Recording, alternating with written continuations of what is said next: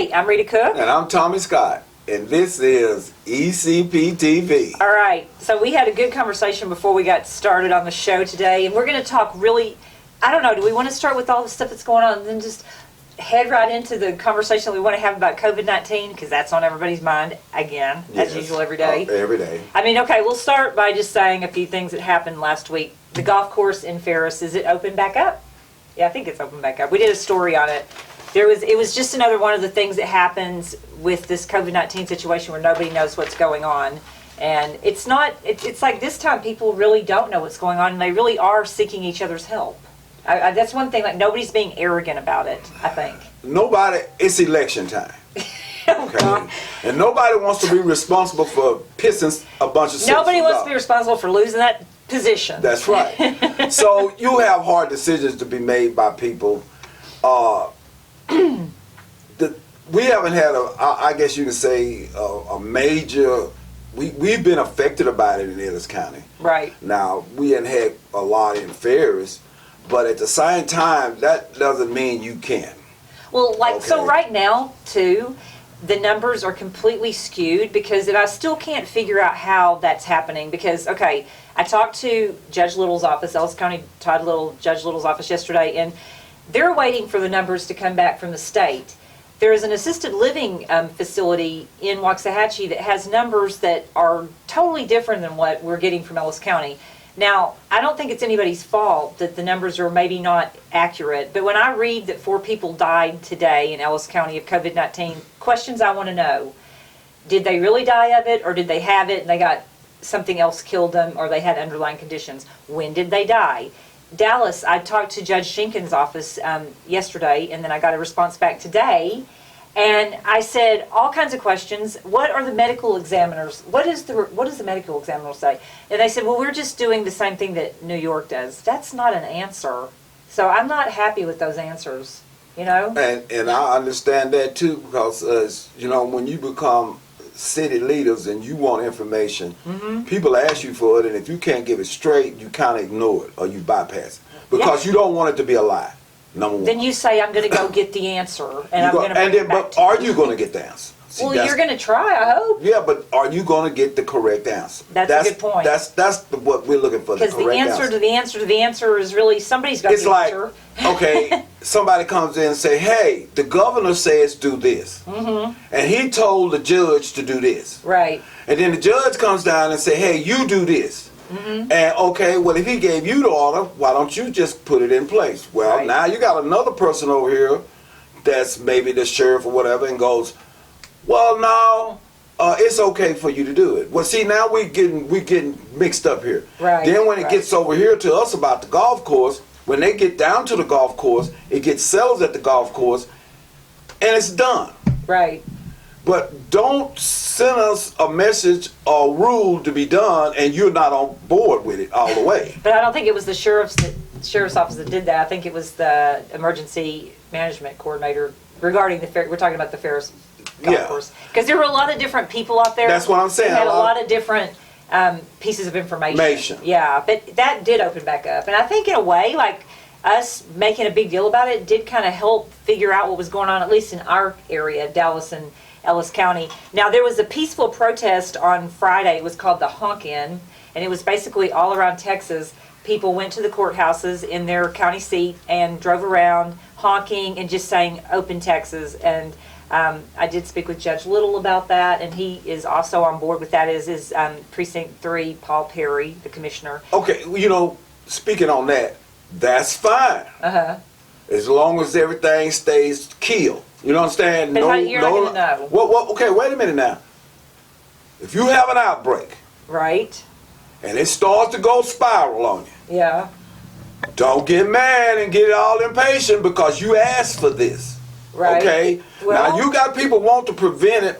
They're doing the best they can to prevent it. Yes, I do think people are doing the best they can. They are. But now when you come in and say, hey, this is what we want, and then all of a sudden they go left on you, or we can't get this and we need this, just settle down because this is what you asked for. Okay, that's all I'm saying. Be careful what you ask for. I think people are nobody's just thinking they're going to go back out into the world and we're going to live the normal life again, which is crazy in my opinion. But I think people want to open things up slowly, and it's just a matter of what the safe way to do that is. So. Well, I think what we knew is take grasp on how we've treated the rest of our measles and our mumps and our other flus. We're going to, as people, we're going to have to start eating healthier, taking certain vitamins. If you're going to live with this, if you're going to fight in this, because once you get it started, you're going to have to accept that, and you're not going to get a lot of help. Because especially if you get a whole lot of people sick, you're going to have to wait your turn. So my thing is now, what I'm doing is I'm trying to learn how to eat. Now my biggest thing is vitamin D. Right. I drink lots of milk. Right. Okay, and I take vitamin D tablets because my body is going to have to help fight this thing. Right. If they're going to open this up, if it does go away, then my body needs to be able to adjust and adapt to it. But if it does go crazy again, do we all want to live the rest of our life sheltering in place? Or do we you're going to be at home. If you're sick, I don't want to sit at home for the rest of my life. Well, if you get sick, you just might have to. Well, yeah, if I get sick, but I'm not going to live in fear that I could have. We could have all kinds of diseases. You can delete the fear right now. Yeah. You can just give out the fear. Just completely wipe that out. There's no use you having any fear right now. No, you're either going to get it or you're not. No. And I'm not trying to be, insensitive to that, but the fact is that we have got to get back to the world that we live in. That's one thing I love about America. How well have we adjust and adapt to it? That's the most important. But why should we adapt to something that we don't even really know all the answers to until somebody starts talking about the truth? You don't, like you say, you don't really have the answers on it. No, but that's the problem. Nobody does. So now we're at the. My job is to take care of me. And that, okay, I agree. Okay, if you open this up, right. I got to have enough sense to say, okay, I put on my... You have to take the responsibility for that. That's right, to take care of yourself. I mean, I'll bring you a mask. I got plenty of masks. Did you make any? My sister's making plenty of them. So there's a good new business for everybody. The mask company ought to be going crazy right now. But she makes them all colors and stuff like that. Yeah. I got cowboy. You know what I said to the woman at Starbucks today? I said to her, I like your mask. And I'm like, this is the first time I've ever said that to anybody. It's like, I like your dress. I like your shirt. By the way, do you guys like Tommy's new do? What are you doing there, dude? That's that indoor stuff. When you stay in there, I'm becoming a hermit right about now. I know. That's what I worry about. I don't want you to be a hermit. No, but really, I couldn't even get him to come to the show. I had to go pick him up. We have to accept what's happened.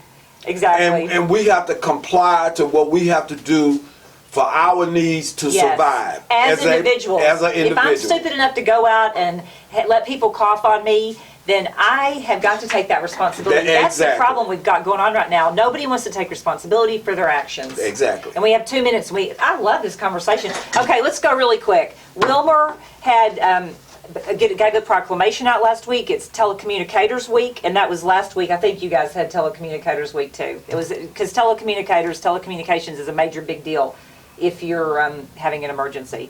So what else do we got going on in the paper here? Help me out here. What do we got? Well, we got a lot of stuff. There's two sisters who died 102 years apart from two separate global pandemics. That's interesting. And then remember the census. Have you done your census? Yes. Okay, because I think, let's see, I have the numbers here. If you haven't done your census by May 27th, they are coming to get you.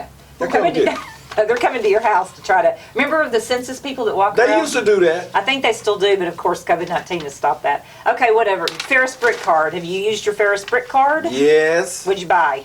I didn't get one.